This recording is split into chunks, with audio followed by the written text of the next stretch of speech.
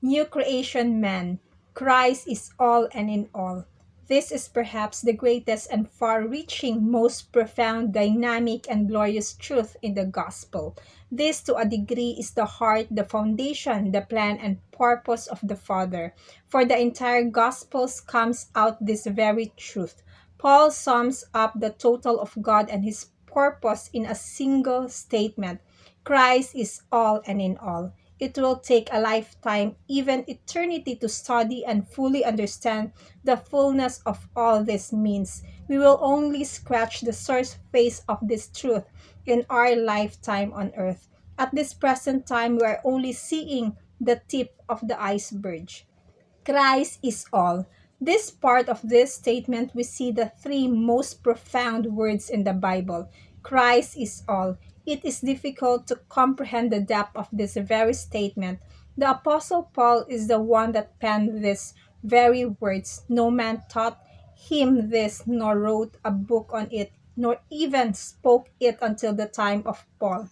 For Paul received it by the revelation of Jesus Christ. The revelation that he had of Jesus went beyond all other believers of that time.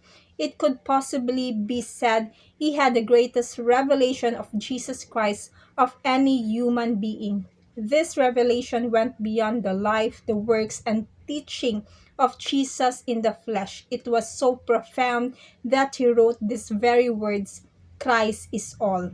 Christ is all refers to the fullness of who he is and not so much to what he did, does, or will do, though it is included in that fullness. At some point of time in our understanding, it will become imperative to understand the difference between that he does and who he is. What he does, example, healing, miracles, gives blessings, etc., are all temporary, while who he is eternal. Christ is all refers to the fullness of all that he is. In Colossians chapter 1 verse 19, it says, "For it pleased the Father that in him should all fullness dwell." And in Colossians chapter 2 verse 9, Paul says it again, "For in him dwells all the fullness of the Godhead." It says that it pleased the Father. In other words, it was ordained and planned by the Father that the entire fullness of God. In this three verse, Paul uses the word all, referring to the fullness of Christ. The term all means whole, every, always, everything. Paul uses this term to encompass the all, the fullness of Jesus Christ. This literally means that every attributes, character, nature, and everything of God dwells in Christ and is Christ. Christ is everything and all the fullness of God. This is the direction we need to start expanding our knowledge of who Christ is. The great hindrances of knowing and seeing the fullness of Christ. One of the greatest hindrances in knowing and seeing the fullness of Christ is by our limited and natural concept of Him in the flesh. This includes everything from His virgin birth, His life on earth, His teachings, His works, and miracles, up to His death on the cross.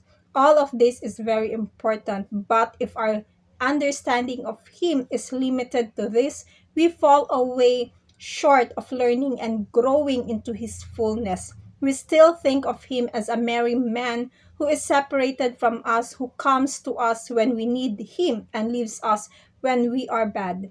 We visualize ourselves like the disciples of Jesus before the cross, walking with Him down the road, when in truth, I am in Him and He is in me. This is what hinders us from learning that Christ is all and in all. Most of our theology today revolves around three aspects of Christ: Christ in the flesh, historically past tense; Christ at the right hand of God, present tense; and Christ as the soon coming King, future. All of these aspects of Him are true, but is limited and easily understood by the natural mind. Most all religious and even non-Christians believe this. Paul recognized this natural understanding that the believers in the Corinthians church had of Christ and instructed them in his epistle. Even though we have known Christ according to the flesh, yet now we know him thus no longer.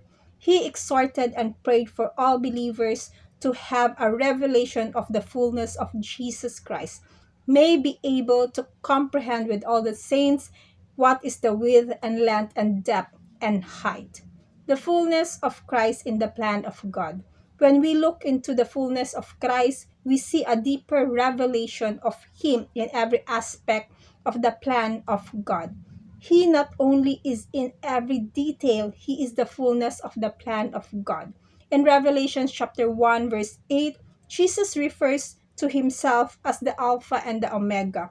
I am the Alpha and the Omega, the beginning and the end, who is and who was, who is to come, the Almighty. This reveals Him as the total alphabet of God's eternal plan. To God be the glory. God bless you.